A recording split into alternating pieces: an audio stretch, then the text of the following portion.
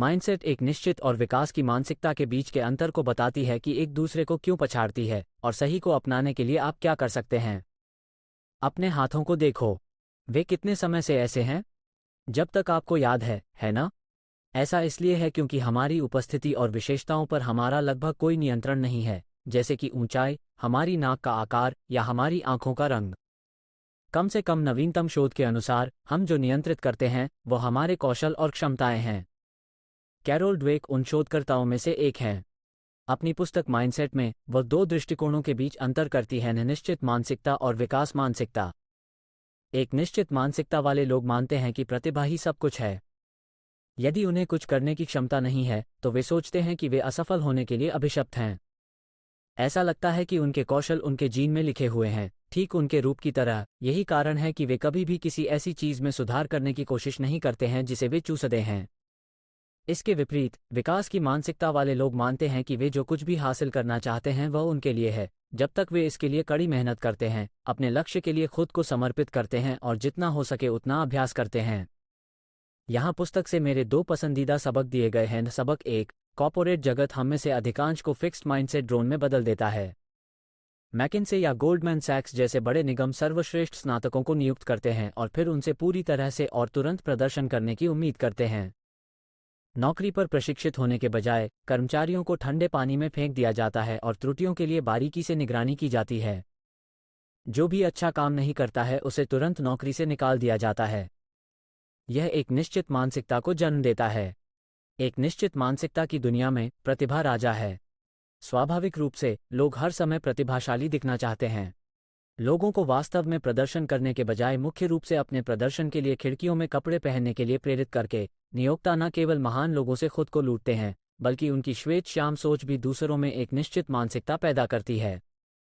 चूंकि आवेदक पहले से ही मान लेते हैं कि उन्हें हमेशा अच्छा या बुरा माना जा रहा है, नियोक्ता का व्यवहार इसे एक आत्म परिपूर्ण भविष्यवाणी में बदल देता है।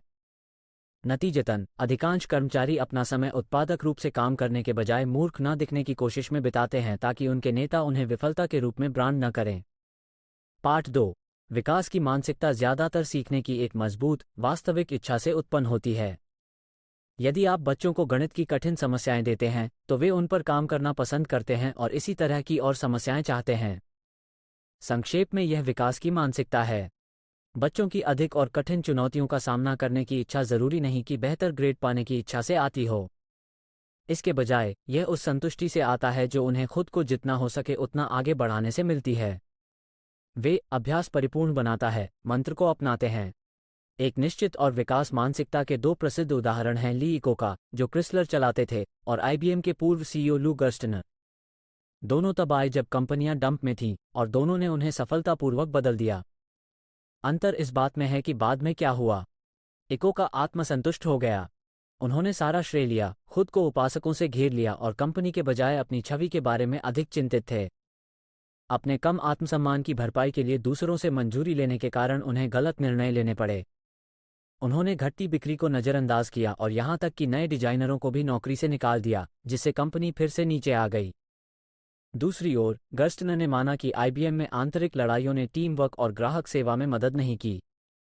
इसलिए उन्होंने पुराने पदानुक्रमों को तोड़ दिया और अच्छी तरह से संवाद करने के लिए खुद को एक कर्मचारी स्तर पर भी रखा। टीम वर्क पर ध्यान केंद्रित करके और पिछली विफलताओं से सीखकर उन्होंने एक सच्ची विकास मानसिकता दिखाई और आईबीएम को स्थायी सफलता दिलाई।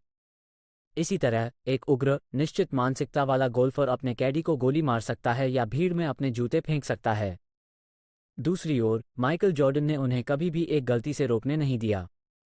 उन्होंने कहा, मैंने अपने करियर में 9000 से अधिक शॉट मिस किए हैं। मैं लगभग 300 मैच हार चुका हूं।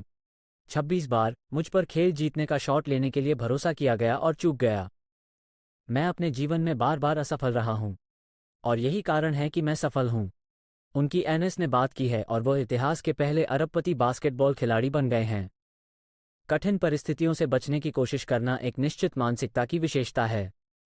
अगर मूल सुपरमैन फिल्मों के अभिनेता क्रिस्टोफर रीव ने इस तरह की मानसिकता को अपनाया होता तो शायद उनकी सवारी दुर्घटना के तुरंत बाद उनकी मृत्यु हो जाती, जिसने उन्हें गर्दन से नीचे तक लकवाग्रस्त कर दिया था।